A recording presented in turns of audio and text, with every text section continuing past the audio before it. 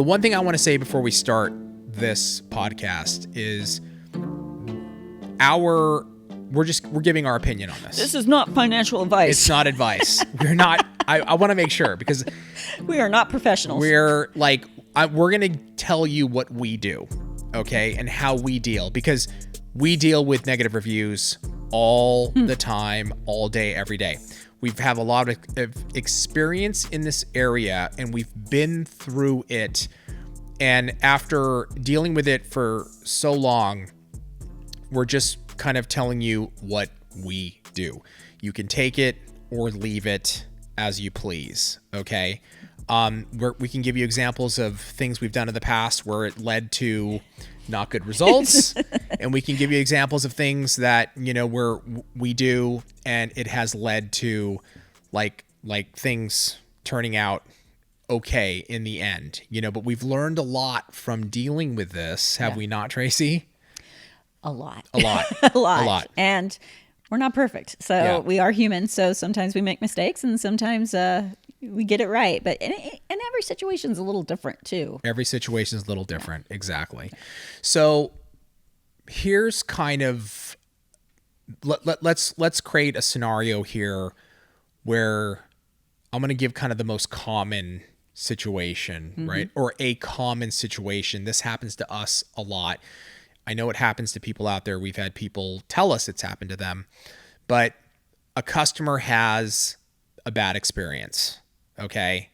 Or they, in their eyes. I want to say that. So in their opinion, they didn't get what they wanted, let's just say. Maybe they asked for something, or maybe it's not part of your policies and you've explained it. You've done all the right things, let's say. Or maybe it's not realistic, Correct. My nails are coming off. It's been 6 weeks. And they're upset about that. Right.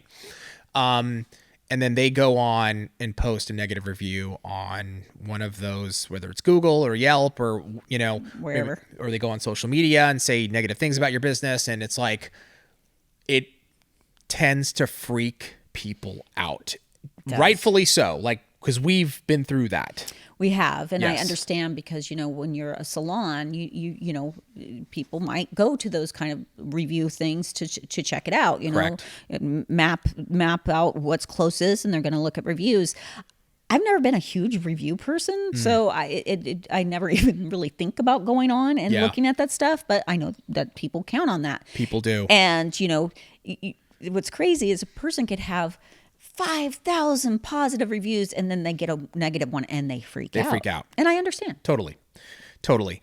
And so the first thing I want to say on this topic is welcome to the club. Okay. If you have a business, you're going to make someone upset. Period. You cannot please everybody. No. Is the whether theme. It's rightfully mad, you're having a bad day, or not rightfully mad, they're having a bad day. Someone's not going to be happy.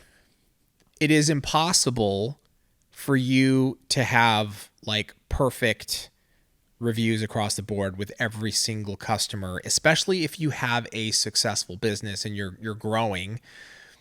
It's not possible. Yeah. Okay. And that took me a minute to understand. I mean, as we were growing and we started getting negative comments, negative people pissed off, or customer service, or somebody going on social media and saying all these bad things about us, and well, we're not bad people, and oh my God, and you feel like your whole world is crashing down.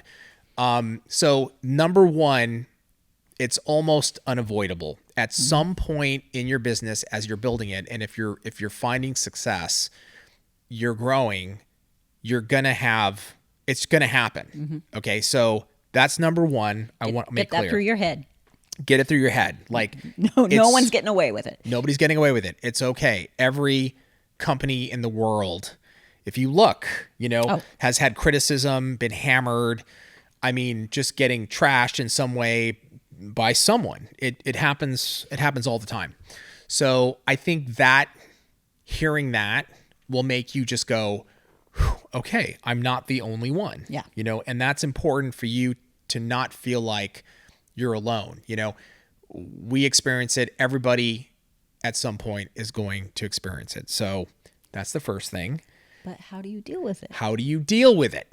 Okay. So I want to give kind of 2 examples of how we've dealt with this. I'm not going to name names. I'm not going to get into the weeds of this. Okay. I'm just going to generally talk about maybe 2 situations. Okay. So we've had, here's one method, okay, of me personally, how I've dealt with something and it go terribly wrong, right? Yeah. So, somebody maybe would say something about us, whether it could be a customer, a distributor, it could be on social media. It was me. It was Tracey. And somebody says something like, let's take example in a comment. Okay. This has happened before where somebody goes on a comment and just hammers me, right? Me personally, right? Mm-hmm. I go in and I respond directly, explaining everything of the situation. It just literally what I found doing that only lights it on. It's like throwing gasoline on an existing fire. You responded. I responded. Yeah. And being very, being defensive and responding. And it just, it like grows even more in a very, very negative way. My experience in the past, that road has led to doom. Yeah. Not good. Yeah. Another way. So that's kind of the first situation. Now I will say this, there has been situations in the past where people got really ugly with accusing our company of being like a certain way, like we don't like, we've been accused of horrible, like really horrible things, right? That I needed to make a statement. In a state, not responding directly to any individual. Right. But where I've had to make a statement and put it out on our community and all social media platforms of like, this is who we are. And we did it one time and we shut the door and that was it, you know? So, but that was important because it was really coming after like the character of the company. Like, and it was interesting at that time, this was kind of during pandemic times, but a lot of companies were kind of getting that and we were getting it too. And it was, I was like, oh, no. Like, definitely this is not who we are. I'm going to make a statement. And that's how we deal with that situation, right? So that's the time where we did respond. And it was, people were like, thank you for addressing this, Some, yeah. And the people that wanted to be upset still upset. They thought, oh, this is our chance to, But the right thing to do in that situation was to respond with a statement. Correct. It was the right thing to do. And then that was it. Walk away, which we did. So example of me responding, it getting horribly ugly, but that was like a more of a personal kind of a thing. Mm-hmm. This was somebody really attacking the character of the company and making claims of like how we do business and, in total. And it was really dark and nasty and I had to respond to it and it turned out to be a really good thing that responded. Yeah. And then there's the third one, which is a bad review, let's say. Yeah. And, I bought from Young Nails and they didn't do X, Y, and Z and they blah, blah, blah, blah, blah, blah, blah, blah. And it's leave it alone. Yeah. If someone comments, and we've had people comment, hey, I received my box or I got this and I'm not happy. We'll say, oh my gosh. Sorry. Please contact customer service. Absolutely. So we can take care of it. Right. And that's it. Right. That's of course we want to take care of our customers. Same thing with you and your customers. 100%. If a customer, is slamming you and says, oh, I didn't, like, if someone posted that on my nail salon Instagram, for instance, I would be like, so sorry, please call me. Let me take care of it. Now, here's the thing. Sometimes they were wrong and I'm not going to take care of it. For instance, you've went 6 weeks and now your nails are lifting and I want a refund. No, right. You're not getting a refund. So they aren't going to be happy with the fact of what I'm going to say. They may continue on those comments, right, or a review. then I just have to walk away. You got to walk away. Yeah. Yeah.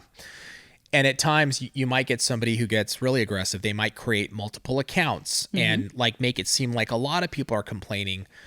At that point, I still wouldn't respond. Me personally, I wouldn't. I would try to contact, the customer service at a Yelp and say, hey, these are false accounts. This one here, this was a customer. It's legit. These other ones, they're not customers. How do we deal with this? And then try to take it that way. But I think that when somebody's going to those lengths of creating, spam accounts to try to hit you, the only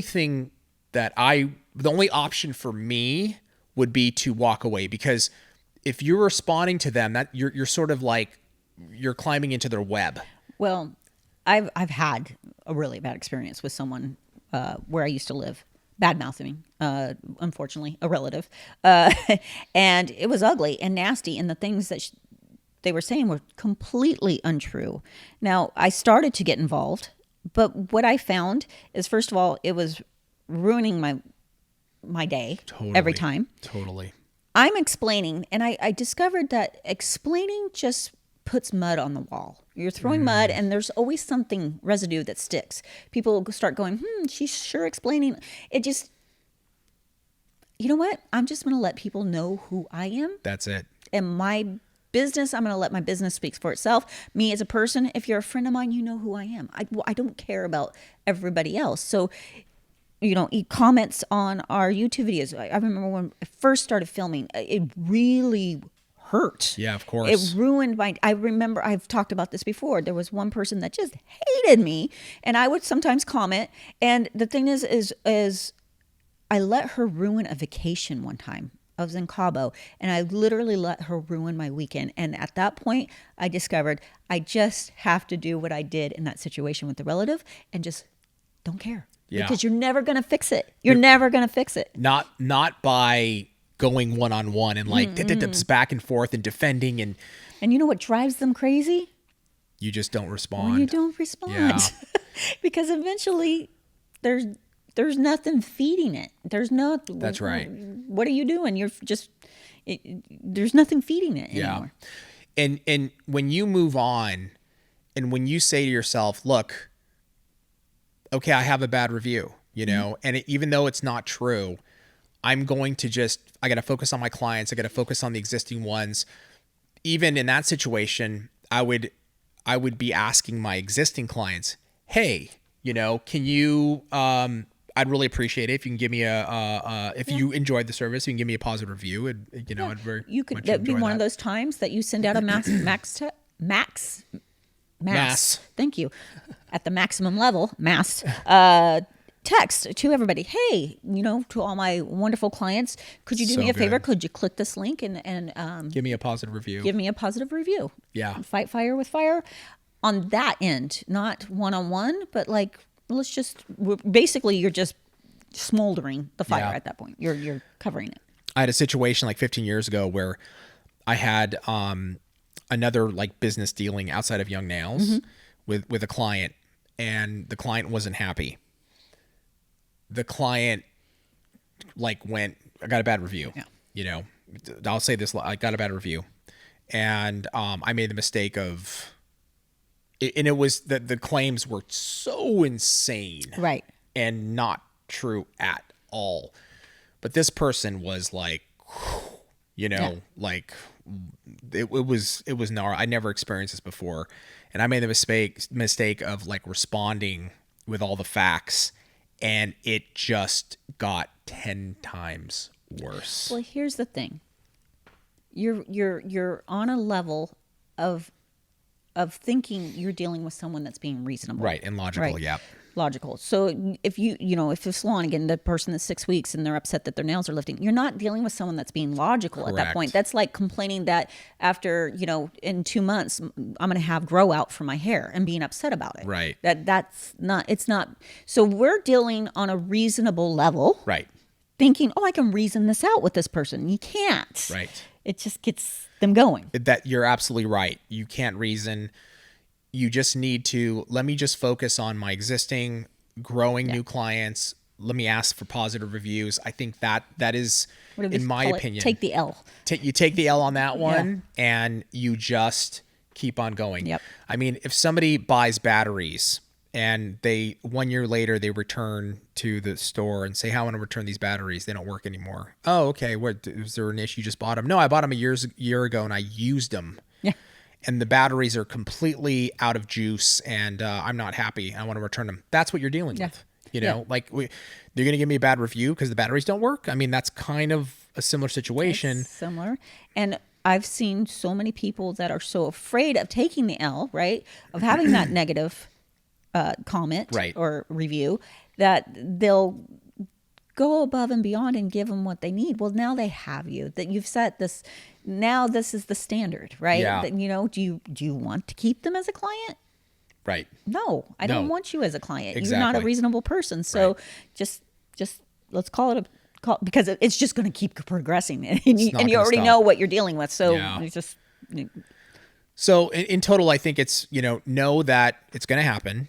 Everybody's going to get a bad review at some point. And, in our situation, what we've done so many things in the past, and the one that we see that works is really, I got to take the L on this. Let me just move on. I'm not going to respond. I'm not going to read it. I'm not even going to go back and see if other people are commenting on it. I'm going to leave it. If there's spam accounts that are being created, let me try to contact the organization and see if they'll take them down and send them an explanation, do the best I can. Let me send out to my existing clients and see if they'll write, positive reviews. This is probably the best thing that you can do, and just move on, and knowing that, okay, you don't have a perfect record anymore. Not possible anyway. Nobody's going to walk away with a perfect record. It was going to happen eventually. Exactly. You want to have, your average, every Amazon product, right? You look at the reviews. I do.